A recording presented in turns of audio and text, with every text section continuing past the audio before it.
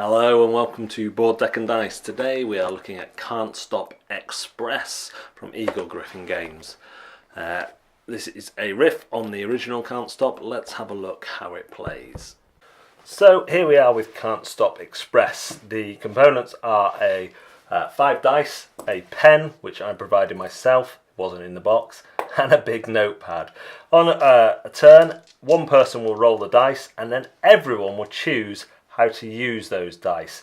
And what you're looking to do is make 2 pairs of numbers that you're going to scratch off and 1 for the 5th die. So in this situation, I'd probably look at this and want to make as close to 7 as possible. So I'd make a 7 and an 8, cross them off, 7, 8, and my 5th die would be a 3. So up here I'd write 3 and I'd cross 1 off there.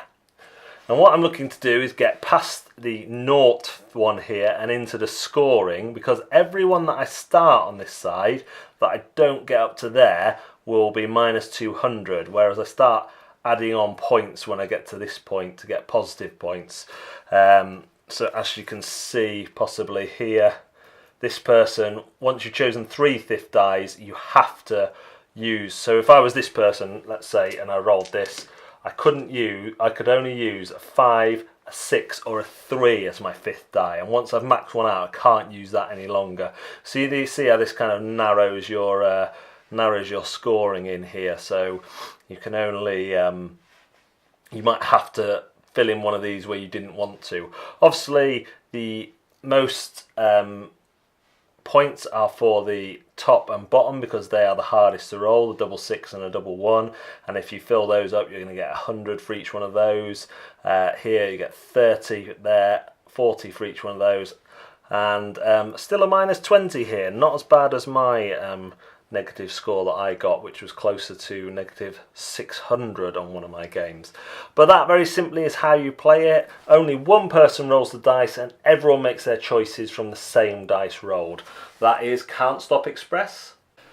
So if you do not like the original Can't Stop, I'm not sure you're going to like this any better or any worse. It's Push Your Luck.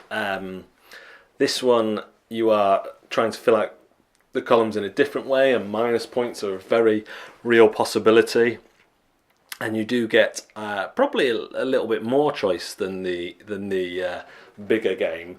But of course, for me, crossing out lines on a pad is much less satisfactory than seeing your cones go up this massive stop sign.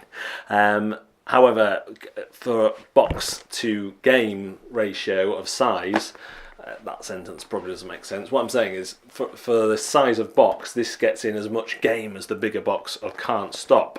So it's very portable, very easy to explain, very easy to teach. I think a lot of people are going to be frustrated at the minus scores, and they do happen quite a lot, and quite big minus scores. But like I say, there are sort of ways to kind of get round them. So intimidation factor is very low on this one, although working out exactly what you have to do and what you have to cross out can be a little tricky for some, but that might just be the people I play with. Instruction book is fine. Yeah, not amazing, but I've got no issue with it.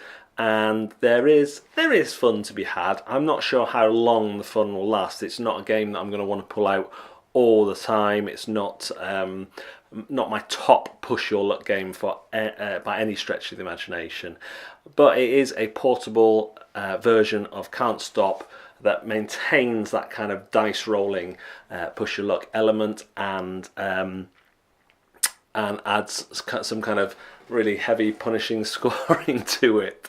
So will it be staying in my collection? No, I won't be keeping Can't Stop Express. I prefer Push Your Luck not as a pure mechanic, but as a mechanic as part of a bigger system of games. So I have very few pure Push Your Luck games, as I just like it in bigger games. So for that reason it won't be staying in my collection. That is Can't Stop Express. Thanks very much for watching Board Deck and Dice. We will see you next time.